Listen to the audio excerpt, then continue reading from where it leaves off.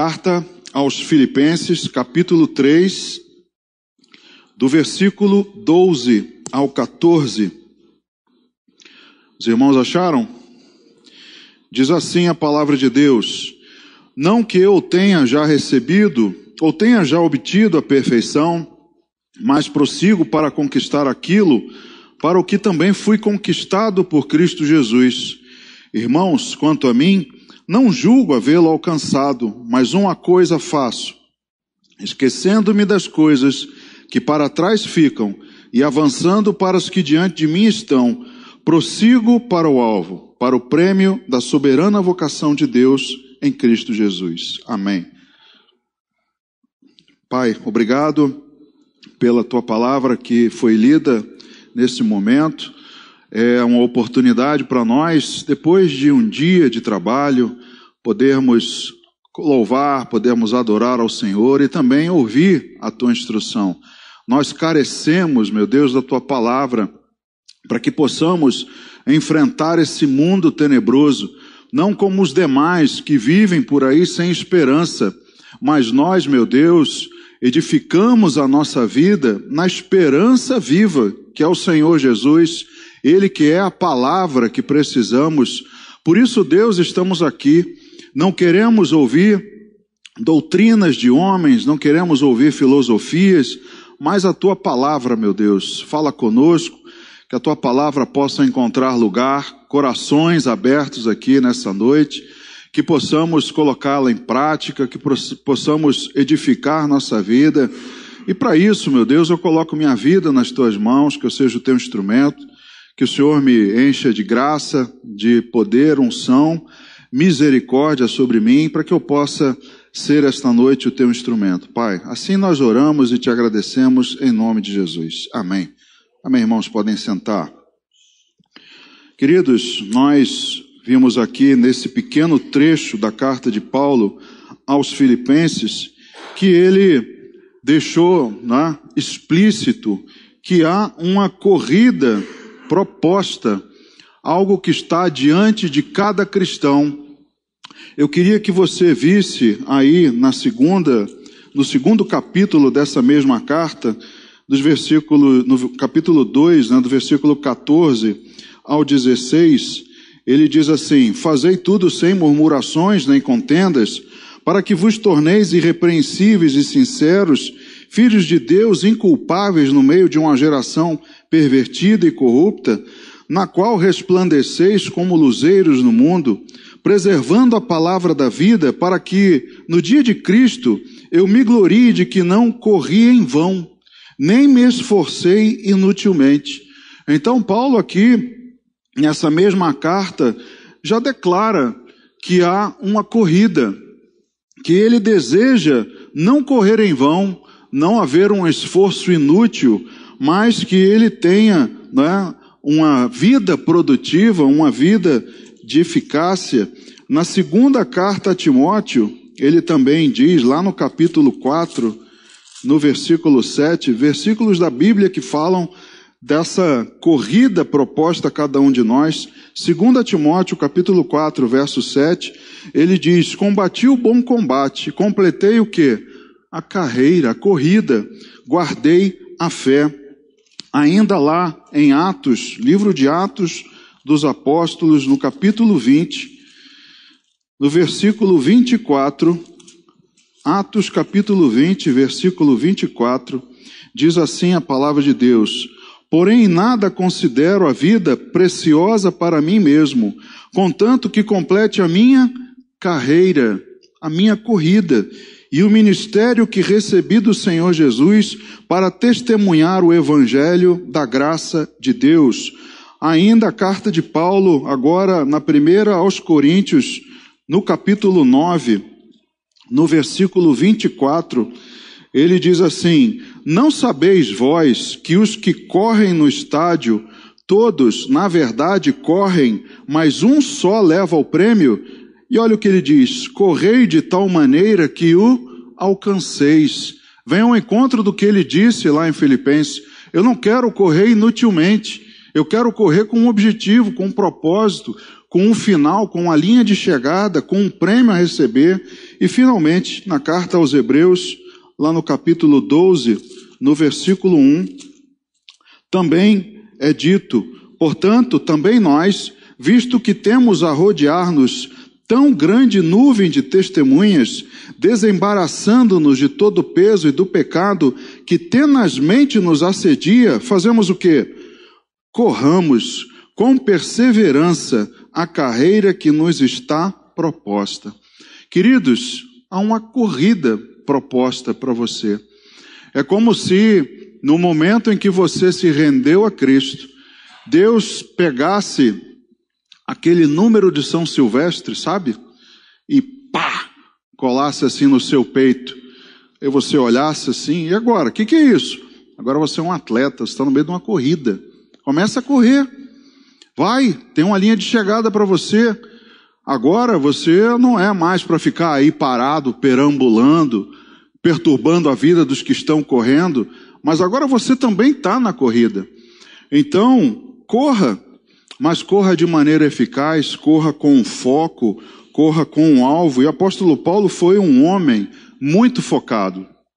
Ele sabia exatamente o que queria, o que ele queria era a vontade de Deus, é lógico, mas ele tinha muita vontade de realizar.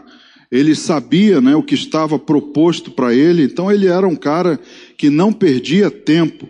Veja o que ele diz na primeira carta aos Coríntios, no capítulo 9, lá no versículo 26. Assim corro também eu, não sem meta, assim luto, não como desferindo golpes no ar, mas esmurro o meu corpo e o reduzo à escravidão, para que, tendo pregado a outros, não venha eu mesmo a ser desqualificado. Então ele diz aqui: eu também corro, mas não sem meta. Eu não ando por aí socando o ar, o vazio, mas eu tenho um objetivo. Eu preciso chegar, Deus me deu uma incumbência, então eu sei exatamente onde preciso chegar e o que tenho que fazer. Então ele foi um homem que, após entregar sua vida para Jesus, não perdeu tempo, não mediu esforços. Se tinha que ser apedrejado, ele ia. Se tinha que naufragar, ele ia. Se tinha que levar chicotadas, ele levava. Mas tudo ele fez. Se afadigou, como ele mesmo diz, em prol da igreja. Se entregou, não é, para todos os perigos, todos os infortúnios, com o objetivo de completar a carreira. E é o que ele declara, não é, lá na carta a Timóteo, dizendo que ele combateu o bom combate e guardou a fé. Completou a carreira, mas guardou a fé. Então, da mesma maneira que você e eu temos uma corrida profissional diante de nós, você, à medida que cresce, você começa a ficar ativo economicamente, você tem que, né, trabalhar, e você vai também ser colocado no mercado de trabalho, que tem outras pessoas correndo também. E se você não se capacitar, se você não correr atrás, não é, como dizem, eles vão passar por cima de você, vão atropelar você, e é uma multidão, irmãos. Então também na nossa vida espiritual, da mesma maneira que você busca, se capacita, faz curso, estuda, tentando crescer na sua profissão, também na vida espiritual, a gente precisa correr, batalhar, buscar, né, vir aos cultos, participar de treinamentos, estar junto dos irmãos, oração. Isso faz parte da sua corrida espiritual. E como tem pessoas por aí, irmãos, que receberam um número e estão paradas de braços cruzados, estão perambulando por aí, não vão completar a carreira, estão, como Paulo disse aqui, esmurrando o ar, estão inutilmente tentando produzir alguma coisa, tentando avançar, mas não tem a eficácia, não tem resultado. E quem corre tem um alvo, não dá para se distrair com as coisas pelo caminho. Se você observar um atleta correndo uma maratona, né, ou uma outra prova de atletismo qualquer, você observa a fisionomia do sujeito, como ele tem a fisionomia de um cara focado. ele, naquele momento, não lhe importa nada mais o que está acontecendo no estádio. Se alguém mordeu um cachorro quente, se alguém pegou uma pipoca, se queimou uma lâmpada, ele não vê nada mais, porque ele está concentrado naquilo. Então ele não fica olhando pelas coisas no caminho, pela multidão, mandando beijinho, acenando. Caramba, ele está numa prova. Ele precisa focar, prestar atenção.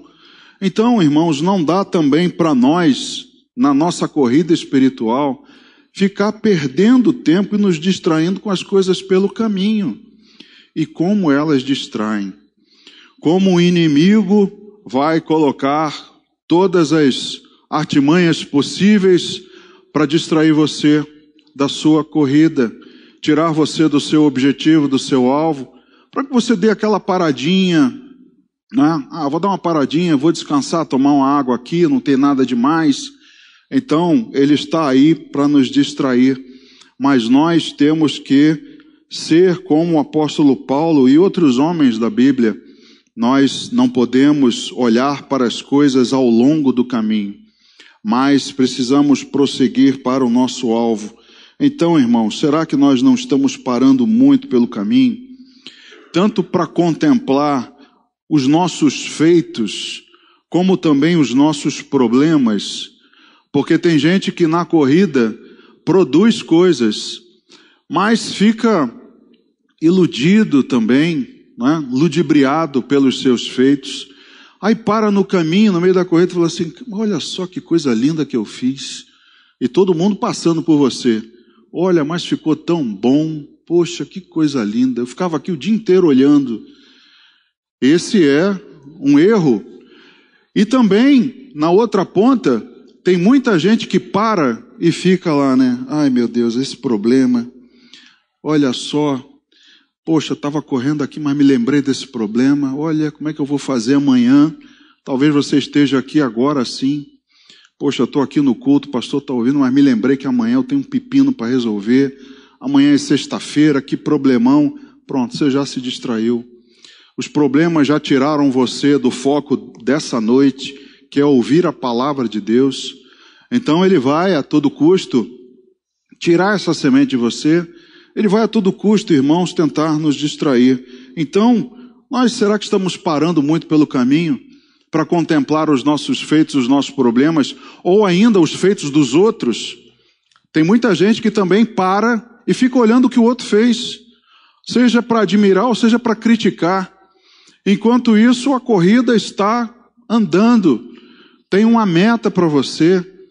Então, irmãos, são coisas para nós pensarmos na nossa vida. Nós precisamos olhar para a palavra de Deus e meditar. Será que algum de nós está caindo em algum desses erros que eu vou mencionar aqui? Será que nós estamos perdendo o foco da corrida que nos está proposta? O primeiro, irmãos, que eu separei aqui é o clássico, é a perda de tempo. O tempo, ele é finito, ele é escasso, ele é um recurso que não tem como ser recuperado. Veja o que a Bíblia diz lá no livro de Números. Números capítulo 13, do versículo 27 ao 29. Veja só o que a Bíblia fala, a respeito da perda de tempo, um exemplo que marcou o povo de Israel. Números 13, 27. Relataram a Moisés e disseram: fomos à terra a que nos enviaste, verdadeiramente mana leite e mel. Este é o fruto dela. O povo, porém, que habita nessa terra é poderoso, e as cidades muito grandes e fortificadas. Também vimos ali os filhos de Anak. Os amalequitas habitam na terra do Neguebe. Os heteus, os jebuseus e os amorreus habitam na montanha. Os cananeus habitam ao pé do mar e pela ribeira do Jordão. O objetivo era bem definido. Era a terra a ser conquistada, a terra prometida por Deus. E eles o que deveriam fazer? Olhar, espiar, a espiadela, aquela olhada, aquela investigada, aquela sondada, trouxe problemas. Você viu aqui na leitura como a gente já identifica coisas que nós mencionamos atrás, eles tanto perderam tempo admirando a terra. Olha que terra maravilhosa, olha como ela mana leite e mel, olha o tamanho dos frutos, olha que coisa linda, olha que tremendo. Mas eles também perderam tempo e ficaram olhando para os problemas. Ih, rapaz, tem amalequitas, tem cananeus, tem amorreus, tem problemas aqui, tem gigantes, tem cidades fortificadas. Então, eles tinham um objetivo claro, dado por Deus. Essa é a terra que eu prometi a vossos pais, promessa dada a Abraão. E eles tinham que ir lá sondar, mas havia um objetivo, tinha uma linha de chegada para eles. Mas quando foram espiar, quando foram olhar, se distraíram, olharam para os problemas, e aí, irmãos, isso trouxe, no final das contas, trouxe perda de tempo. A incredulidade entre eles se alastrou. As pessoas ficam muito mais impressionadas. A contaminação acerca das dificuldades e problemas é muito maior do que os benefícios. Então, apesar de dois dizerem, e até os outros dizerem que a terra era boa, a terra manava leite e mel, a terra tinha frutos, a terra era fértil e tudo mais, mas isso não conquistou adeptos, isso não chamou a atenção. O que chamou mais a atenção foram as dificuldades. Olha, ali tem muita dificuldade, ali é muito difícil para nós, ali tem gigante, ali tem tudo isso. Então, essa incredulidade se alastrou, tomou conta do resto do povo. E aí o resultado foi o juízo de Deus sobre os incrédulos. 40 anos de caminhada para atingir esse mesmo alvo. Olha aí a perda de tempo. Vê como olharmos para as dificuldades, ficarmos contemplando no meio do caminho as belezas, as coisas maravilhosas, mas também os problemas. E aí, irmãos, perdendo tempo. Isso trouxe prejuízo para essa nação, porque, tirando Josué e Caleb, todo o resto pereceu no deserto. Então, foi algo que foi trazido pelos espias, mas os outros que não foram espiar, eles em tese não tinham culpa direta, mas eles se deixaram levar. Todos os outros, até mesmo as pessoas inocentes, até mesmo Josué e Caleb, que viram possibilidade de conquista, confiaram em Deus, até eles tiveram que passar 40 anos perdendo tempo. Imagina a cabeça deles dois durante os 40 anos, Se não fosse a incredulidade e a desobediência dos outros, eu já estava lá. Eu já tinha conquistado. Mas eles perderam também tempo. Acabou contaminando, atingindo inocentes. Então, queridos, quando nós perdemos tempo na nossa caminhada, não somente nos prejudicamos, mas prejudicamos também outros ao nosso redor. Podemos prejudicar a nossa família, podemos prejudicar pessoas inocentes. Então é um alerta para que a gente não caia nesse erro. Quanto mais distração tivermos, mais longe a bênção ficará de nós. Essa é a armadilha de Satanás. Quanto mais ele distrair você, quanto mais ele te mostrar os atrativos desse mundo, mais longe você vai ficar da bênção. Mais longe você vai ficar do objetivo. E ele faz assim também no meio da igreja.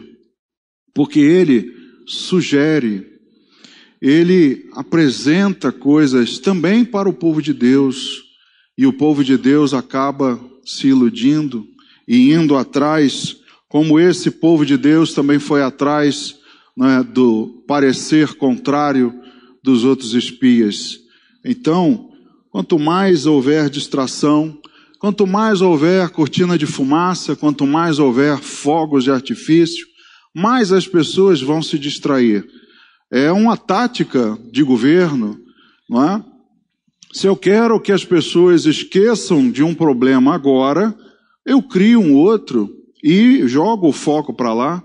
As pessoas esquecem daquilo ali um bocado e passam a tomar conta, não é? Ou perder seu tempo naquilo. Enquanto isso, eu vou conduzindo isso daqui. Eu vou jogando para debaixo do tapete. Então, é uma tática de domínio, de governo. E é assim que Satanás faz, não somente com os ímpios, mas também com o povo de Deus, iludindo para que eles percam tempo e fiquem cada vez mais longe do objetivo. Então, um monte de ideias malucas vão aparecer para você perder o seu tempo. Um monte de coisas, né, vão circular você, vão assombrar a sua cabeça, para que você se desvirtue, para que você se desligue daquilo, para que você deixe, né, de ser tão focado assim e vá olhando um pouquinho para o outro lado, olhando um pouquinho ao redor. Volta lá na carta aos Filipenses, carta de Paulo aos Filipenses, lá no capítulo 14 agora, Números, desculpa, tá? É Números capítulo 14, lá no versículo 3 e 4. E por que nos traz o Senhor a esta terra para cairmos à espada e para que nossas mulheres e nossas crianças sejam por presa? Não nos seria melhor voltarmos para o Egito? E diziam uns aos outros: levantemos um capitão e voltemos para o Egito. Veja que coisa maluca, que ideia doida. Ao ponto de aquele povo que foi liberto por Deus, que viu todas as maravilhas, os milagres que Deus fez, ao ponto de aparecer uma ideia maluca no meio do povo, dizendo assim: pô, não era melhor ter ficado no Egito? Não era melhor a gente voltar para lá? Vamos eleger alguém aqui no nosso meio para que leve a gente de volta. Queridos, parece doideira, mas até no meio da igreja tem gente que quando perde tempo olhando para os problemas, passa isso pela cabeça, sabia? Essa ideia doida. Pô, não era melhor ter ficado no mundo, não? Quer saber de uma coisa? Eu acho que eu vou voltar para o mundão. Você acha que não tem gente que faz isso não, irmão? Infelizmente tem. Porque acabam, não é, iludidos, olhando para aquela situação toda, para os problemas e para as coisas, para as adversidades, né? E começam até a cogitar coisas malucas, doidices, a ponto de o povo naquele momento dizer: pô, é melhor a gente voltar para o Egito, era melhor ter ficado lá, é melhor morrer no Egito do que estar aqui, não é, passando por essa situação e morrer no deserto. Então, irmãos, um monte de ideias doidas vão aparecer para que você perca seu tempo e perca o alvo. Então, como eu disse, Josué e Caleb tiveram que esperar 40 anos também. Pensa nisso antes de você perder seu tempo na sua corrida, na sua caminhada. Pense nisso antes de você parar, antes de você olhar para trás, antes de você se iludir, ou com os feitos, ou com os problemas. Pensa nisso, que outras pessoas vão ter que perder tempo também. Vão ser prejudicadas por sua causa. Então, não se deixe cair nesse enlace, nessa armadilha, e prossiga para o alvo. O apóstolo Paulo não perdia tempo. Como ele mesmo diz: eu não julgo ter alcançado alguma coisa, mas uma coisa eu faço, esquecendo das coisas que para trás ficam e olhando para as que adiante de mim estão, prossigo para o alvo. Paulo não era aquele homem que ficava olhando no meio do caminho, né? Falei: caramba, olha que problemão, rapaz, olha as minhas cicatrizes, olha, poxa, eu vou entrar em crise agora, vou ficar aqui parado, vou sentar um pouco. Paulo não fazia isso, irmãos. Ele era um cara focado, era alguém que sabia do seu objetivo. E quanto a nós, irmãos, quanto a mim, quanto a você, será que nós caímos alguma vez nisso? Queridos, nós somos capazes de cair, todos nós. Cada um de nós é capaz ou está sujeito a cair nessa armadilha. Se nós não abrirmos os olhos, nós mesmos podemos nos flagrar perdendo tempo. Nós mesmos podemos nos encontrar, mas o que eu estou fazendo aqui? Por que eu parei? Por que eu estou perdendo tempo com essa idiotice? Já aconteceu isso com você? De você ficar ali numa tarefa e começar a perder tempo numa coisa. Aí, isso acontece muito com a gente com rede social, né? Às vezes a gente está fazendo alguma coisa lá, aí a gente olha uma mensagem puxa a outra, aí a gente vai lá na rede social, aí olha no YouTube, daqui a pouco você olha, mas eu já perdi meia hora aqui. O que eu estou fazendo aqui? Eu tenho que voltar para fazer o que eu estava fazendo. Então, irmãos, nós também, na nossa caminhada cristã, nós também podemos nos flagrar assim. O segundo ponto que eu quero abordar com os irmãos é a perda do ânimo. O primeiro foi perder o tempo. O segundo, perder o ânimo. Até mencionamos aqui, O apóstolo Paulo era alguém que, apesar das dificuldades e das adversidades, não perdia seu tempo. Mas, no primeiro livro dos Reis, lá no capítulo 19, do versículo 1 ao 4, tem uma história que os irmãos também conhecem, que é a história de Elias no Monte Horebe. Primeiro livro de Reis, capítulo 19, até o versículo 4, diz assim: Acabe fez saber a Jezabel tudo quanto Elias havia feito, e como matara todos os profetas à espada. Então Jezabel mandou um mensageiro a Elias a dizer-lhe: Façam-me os deuses como lhes aprouver. Se amanhã a estas horas não fizer eu a tua vida, como fizeste a cada um deles. Temendo, pois, Elias levantou-se e para salvar a sua vida se foi e chegou a Berseba, que pertence a Judá, e ali deixou o seu moço.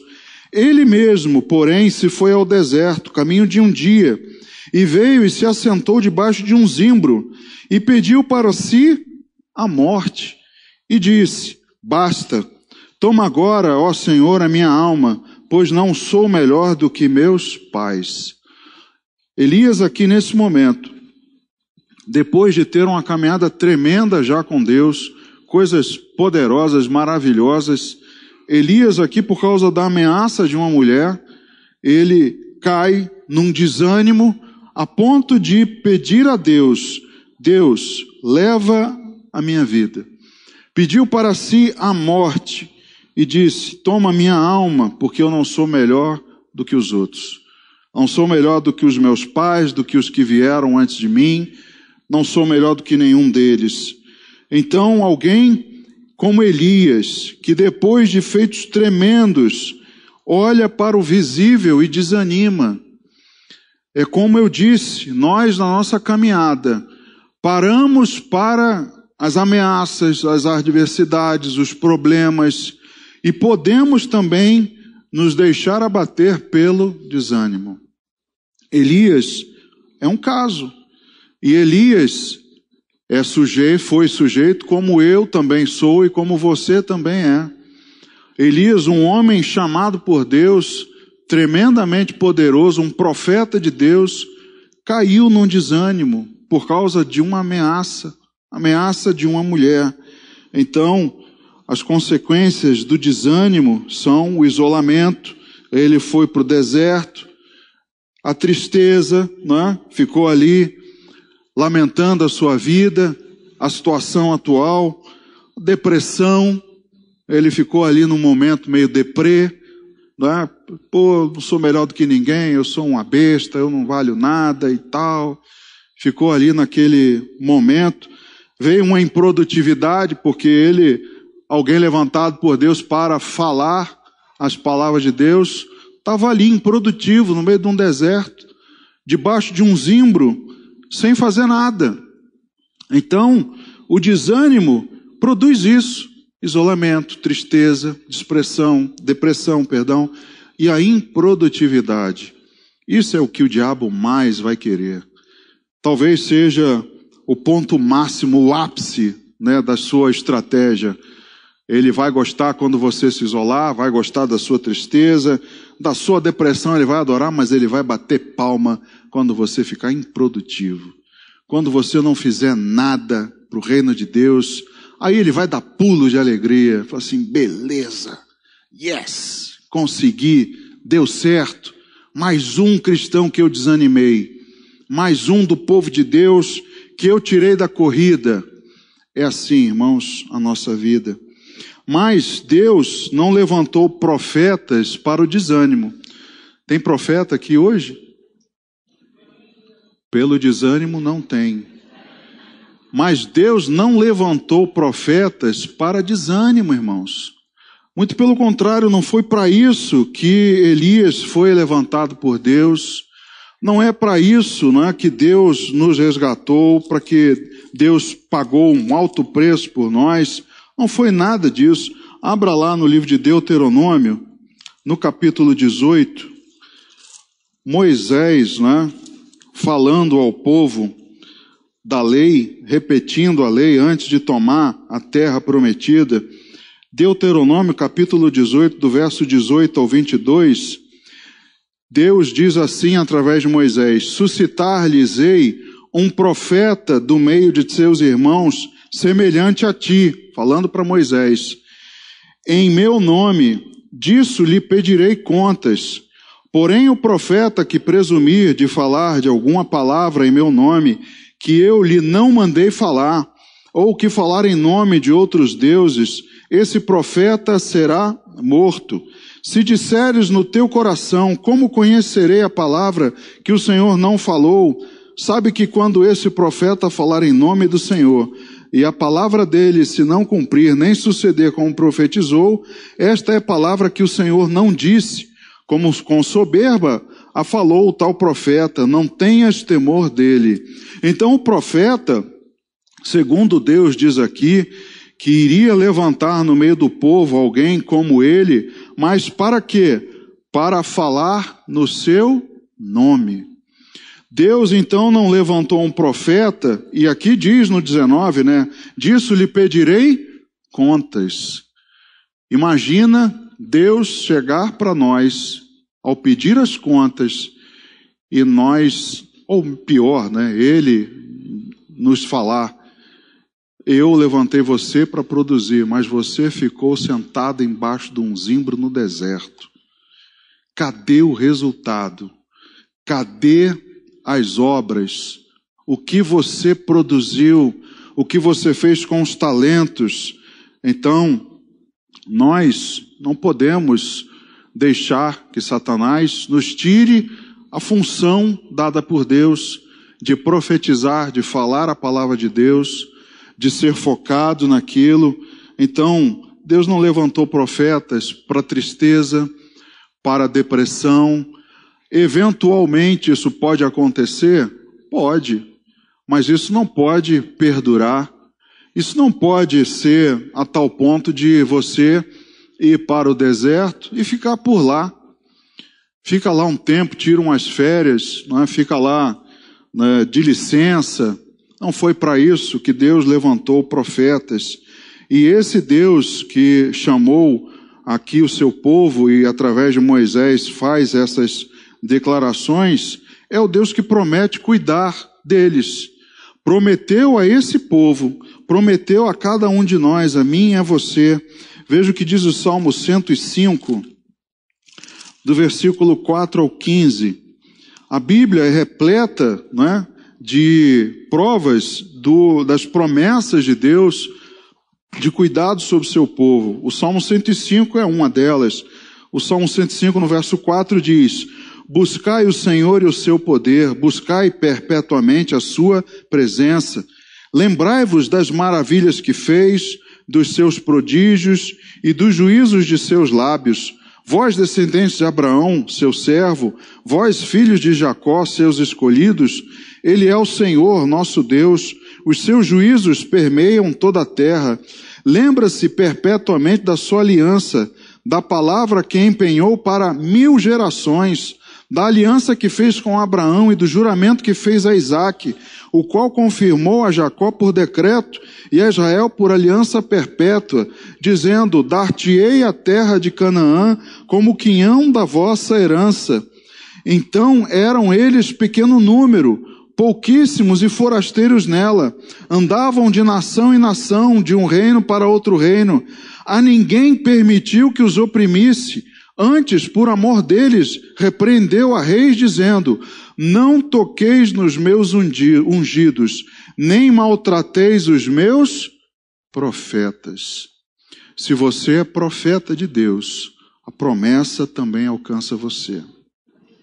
A mesma promessa que Deus deu aqui no Salmo 105, vale para nós também. Para nós que hoje também somos povo de Deus, Ele também tem uma aliança perpétua conosco, Ele também fez maravilhas, fez prodígios no nosso meio, mas Ele diz: não vou permitir a ninguém que os oprima, não vou permitir que vocês sejam maltratados. Então o Deus que prometeu cuidar deles é o mesmo que promete cuidar de nós. Então, nós não temos o direito do desânimo. Isso não pode perdurar na nossa vida, não pode ser um costume, uma prática, não é? Por isso Deus envia o anjo para cuidar de Elias. Volta lá no primeiro livro de Reis, que nós estávamos vendo, o episódio de Elias. 1 Reis, capítulo 19, do versículo 5 ao 8. Deitou-se e dormiu debaixo do zimbro. Aí a improdutividade. Eis que um anjo o tocou e lhe disse: levanta-te e come. Olhou ele e viu junto à cabeceira um pão cozido sobre pedras em brasa e uma botija de água. Comeu, bebeu e voltou a dormir. Ô preguiçoso, parece filho, né? Paz, é incrível as semelhanças. Voltou segunda vez o anjo do Senhor, tocou e lhe disse: levanta-te e come, porque o caminho te será sobremodo longo. Levantou-se, pois, comeu e bebeu, e com a força daquela comida, caminhou 40 dias e 40 noites até Horebe, o monte de Deus. Ali entrou numa caverna, onde passou a noite, e eis que veio a palavra do Senhor e lhe disse: que fazes aqui, Elias? Ele respondeu: tenho sido zeloso pelo Senhor, Deus dos exércitos, porque os filhos de Israel deixaram a tua aliança, derribaram os teus altares e mataram os teus profetas à espada, e eu fiquei só, e procuram tirar minha vida. Disse-lhe Deus: sai e põe-te neste monte perante o Senhor. Eis que passava o Senhor, e um grande e forte vento fendia os montes e despedaçava as penhas diante do Senhor, porém o Senhor não estava no vento. Depois do vento, um terremoto, mas o Senhor não estava no terremoto. Depois do terremoto, um fogo, mas o Senhor não estava no fogo. E depois do fogo, um cicio tranquilo e suave. Ouvindo-o, Elias envolveu o rosto no seu manto, e saindo, pôs-se à entrada da caverna. Eis que lhe veio uma voz e lhe disse: que fazes aqui, Elias? Ele respondeu: tenho sido em extremo zeloso pelo Senhor, Deus dos exércitos, porque os filhos de Israel deixaram a tua aliança, derribaram os teus altares e mataram os teus profetas à espada, e eu fiquei só, e procuram tirar minha vida. Disse-lhe o Senhor: vai, volta ao teu caminho para o deserto de Damasco, e em chegando lá, unge Azael rei sobre a Síria. Então, irmãos, aqui o anjo, não é, leva o cuidado de Deus a Elias, leva Elias a ter um encontro com Deus, leva Elias, né, a ouvir de Deus a respeito da sua queixa, da sua depressão, e ele conta ali um rosário por 2 vezes, derrama ali os seus queixumes, os seus lamentos. Aconteceu isso, aconteceu assado, todo mundo te deixou, só fiquei eu, e agora me acontece isso e tal. Mas você vê o cuidado de Deus aqui, como Deus cuidou dele, apesar dele ainda insolente, comeu e voltou a dormir. apesar dele estar ali improdutivo, fazendo o contrário do que Deus lhe chamou para fazer, Deus ainda mandou um anjo para preparar comida para ele. Ainda acordou ele, Elias. Não é assim que você faz com seu filho? Fulano, tem que ir para a escola. Já vou, mãe. Aí 10 minutos depois volta a mãe lá, cheia de paciência. Meu filho, levanta, tem que ir para a escola. Esse parece Elias, que apesar de ser insolente, né? Apesar de ser negligente, preguiçoso, ele está ali com o cuidado de alguém que o ama, de que sabe que ele precisa, né, da orientação, que ele precisa voltar ao seu caminho para o qual foi chamado. Então o anjo ali cuida dele.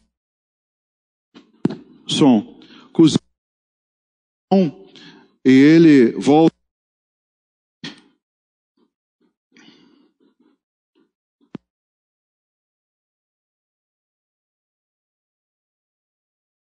O microfone também não está funcionando. Som. Bom, vou tentar ir assim. Então Deus está ali cuidando dele. O anjo então vai até Elias para cuidar dele. Mas, irmãos, é necessário continuar a jornada.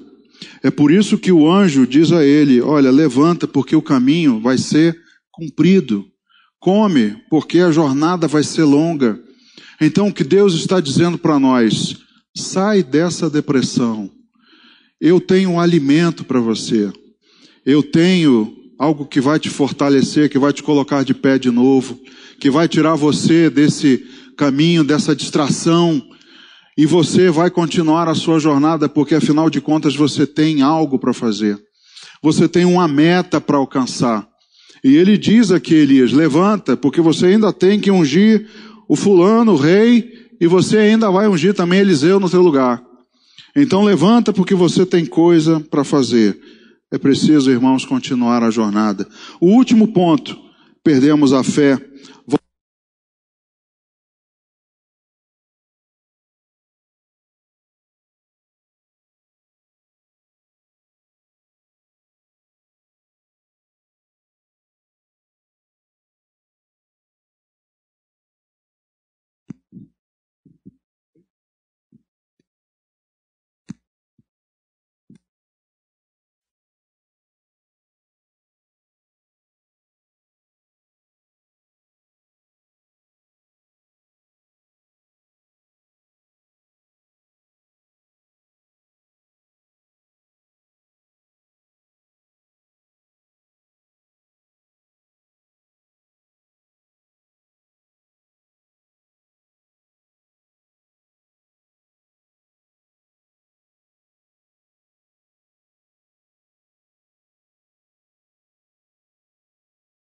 Som. Amém. Obrigado, irmão. Mateus capítulo 14, versículo 25 ao 31. Mateus capítulo 14, versículo 25. Na quarta vigília da noite, foi Jesus ter com eles, andando por sobre o mar. E os discípulos, ao verem-no andando sobre as águas, ficaram atemorizados e exclamaram: é um fantasma! E tomados de medo, gritaram. Mas Jesus imediatamente lhes disse: tende bom ânimo, sou eu, não temais. Respondendo-lhe Pedro, disse: se és tu, Senhor, manda-me ir ter contigo por sobre as águas. E ele disse: vem. E Pedro, descendo do barco, andou por sobre as águas e foi ter com Jesus. Reparando, porém, na força do vento, teve medo e, começando a submergir, gritou: salva-me, Senhor. E prontamente Jesus, estendendo a mão, tomou e lhe disse: homem de pequena fé, por que duvidaste? Mais uma vez, um exemplo de alguém que, para a sua caminhada, o seu alvo era Jesus ali no meio do mar. E ele começa a olhar para o vento, para o mar, para as coisas, não é? Para as dificuldades, e ele começa a afundar. E Jesus diz para ele: homem de pequena fé, por que duvidaste? É a fé, porque você não creu. É o exemplo mais cristalino daquilo que acontece quando tiramos os olhos de Cristo. Cristo é o nosso alvo, Ele é a nossa meta, mas quando reparamos nas coisas que estão ao nosso redor, temos medo. E aí começamos a afundar, começamos a duvidar. Mas Jesus está por perto. Jesus estava ali naquele momento e Pedro diz: salva-me, Senhor. E aqui diz no verso 31, prontamente, imediatamente, Jesus estendeu a mão, tomou ele e aí disse: homem de pequena fé. Então Jesus, quando nós gritamos, quando nós clamamos, salva-me, Senhor, Ele prontamente estende a mão. Ele prontamente nos tira, dessa situação. Então, irmãos, graças a Deus, porque Jesus está por perto. Jesus está aqui nesse lugar. Jesus está cuidando de você. Todos os dias da sua vida foi promessa dele: estarei convosco todos os dias até a consumação dos séculos. Então, não é algo que nós devemos fazer, tirar o alvo de vista. Deixar de olhar para o nosso alvo é algo que sempre devemos fazer. Para encerrar, segunda carta de Paulo a Timóteo, lá no capítulo 4, versículo 8, mais uma vez as palavras, do apóstolo para o seu filho na fé. No versículo 8 ele diz: já agora a coroa da justiça me está guardada, a qual o Senhor, reto juiz, me dará naquele dia, e não somente a mim, mas também a todos quantos amam tantos quantos amam a sua vinda. Então foi um privilégio dado não somente a Paulo, mas a todos quantos amam a sua vinda. Esses somos nós, eu, você, o povo de Deus, os cristãos. Nós aqui esperamos, desejamos a volta do Senhor Jesus, que seja, através do arrebatamento, ou que seja por uma fatalidade de termos que ir, de ter chegado a nossa hora, mas o que queremos é que Ele nos encontre, é encontrar com Ele na eternidade. Então, queridos, nós não podemos perder a fé. Não perca a fé. Cuidado com a sua corrida. Cuidado com a sua carreira. Cuidado com as coisas que estão ao longo do seu trajeto. Cada um tem o seu. Eu tenho o meu, com as dificuldades, com os feitos, com os problemas. E você tem outro. Cada um tem o seu. Às vezes o de um é mais acidentado do que o outro, mas cada um tem o seu trajeto, tem o seu circuito para fazer. Então, queridos, não percam o alvo, não percam a fé, não percam o ânimo, não percam tempo, porque Jesus está voltando e nós temos um trabalho a fazer. Nós temos, fomos levantados por Deus com um objetivo. Então, que você seja como uma flecha rumo ao alvo, que vence todo o percurso até chegar no seu destino. Quando o flecheiro a atira, ela enfrenta a resistência do ar. Se estiver chovendo, ela vai enfrentar a chuva. Se tiver alguma folha no meio do caminho, ela vai atravessar e ela vai atingir o alvo. Então que você também seja como uma flecha, que você passe pelos obstáculos, mas que você atinja o alvo. Não dê atenção ao que está à beira do caminho.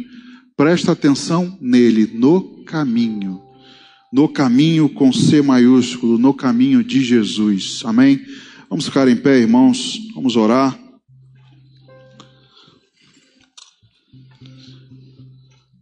Ó Pai querido, obrigado, meu Deus, pela Tua palavra nessa noite, porque todos nós, Deus, que estamos aqui, estamos cientes do nosso chamado, estamos cientes da carreira que nos está proposta. Mas, Deus, nós sabemos também que há adversários. Há o adversário das nossas almas que está aí em derredor, buscando nos mostrar coisas para nos distrair, botando percalços no nosso caminho para tropeçarmos, armadilhas, porque ele não quer que alcancemos o alvo, a vitória. não quer que recebamos a coroa da vida, não quer que tenhamos um encontro contigo. Mas Deus, não foi para isso que o Senhor nos chamou. O Senhor levantou cada um de nós como profetas, investiu em nós, nos capacitou, pagou o preço para que fôssemos salvos. Então, meu Deus, não temos o direito de perder tempo, não temos o direito de perder o ânimo e não temos o direito de perder a fé.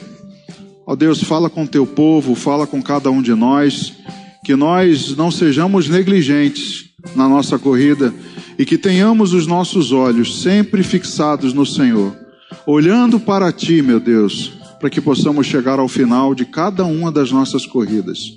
Obrigado, ó Pai, essa é a nossa oração que fazemos e te agradecemos em nome de Jesus. Amém.